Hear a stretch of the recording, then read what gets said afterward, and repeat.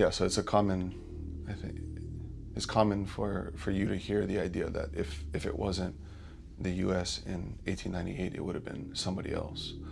But it was actually nobody else. So we have the argument that if the US had not annexed Hawaii, Japan would have annexed Hawaii, or some other country. And we once had a luncheon with a number of Swiss ambassadors in Bern, and I mentioned this, and then one of them said, that doesn't sound very good. That's strange way of arguing. And then somebody said, well, you know, it's as if you say that if John had not stolen your car, then Jean would have stolen your car, and if not Jean, Ivan, and if not Ivan, somebody else. And that doesn't fly. Can you think of a place that any of those countries that would have taken over Hawaii, did they take over anywhere else? In 1900, who'd Japan take over and is still there today? China, Russia, right? All of these places, well, if it wasn't America, it would have been one of these other places. Well, where's the precedent for that? Where did Japan take over in the 1900s? Nowhere.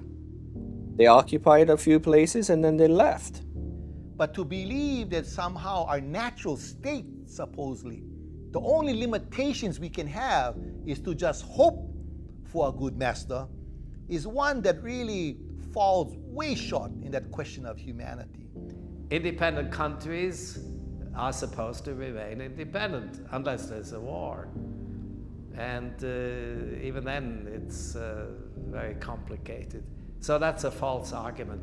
Plus, at that time, in 1893 or 1898, there was not a single country that really wanted to take over Hawaii. In fact, they all had an interest in keeping Hawaii independent, because whoever controls Hawaii controls the Northern Pacific. And nobody wanted anybody else to do that.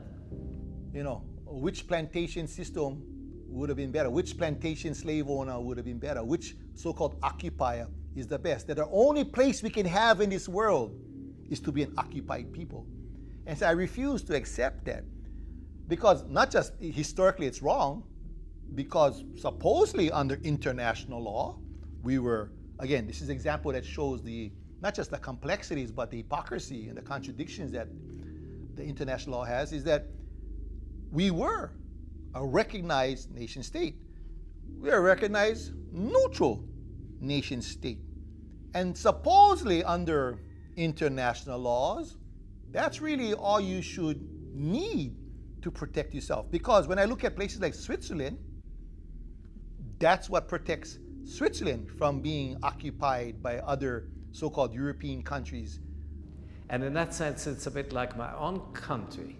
Because of the Alps and the transit route from Southern Europe to Northern Europe, everybody wanted us, the Swiss, to keep controlling Switzerland so that nobody else would get into this very advantageous position at the expense of all the other nations.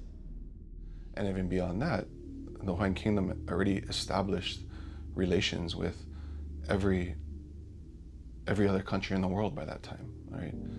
By the 1890s, the Hawaiian Kingdom has over 100 embassies and legations throughout the world.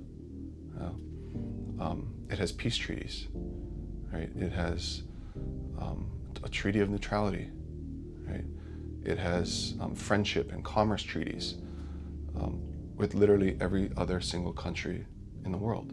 There have been many occupations, right? All of the world wars are occupations. The German occupation of Poland, the German World War I, World War II. There have been many occupations, but they all left eventually. Hawaii is the only place they stayed. When people say, again, that idea that somehow that we should be happy that it was Americans and not others,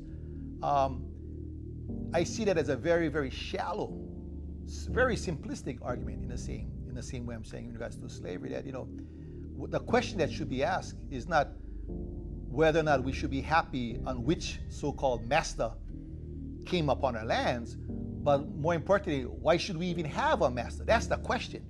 Why do we even have to have a so-called occupier or to have a master? I believe that no people should have a foreign master running the show. I don't care if it's in Tibet, again. I don't care if it's in Papua.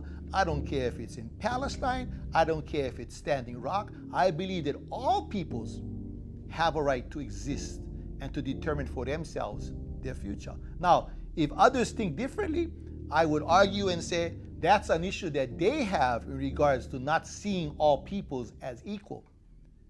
You're so lucky someone took you over, as if you were so backwards to begin with.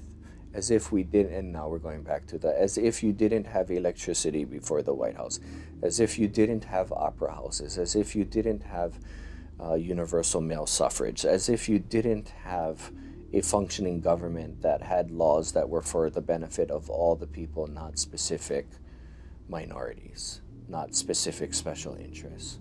Like, it goes back to an understanding of what the kingdom was, right? And if you have no clue of what the kingdom was, then of course you're going to think, oh, so lucky. But if you know what the kingdom was, you're like, oh, we went backwards. Not oh, so lucky. You set us back, right? Like, you constrained us. Imagine what we would have been had you not been here.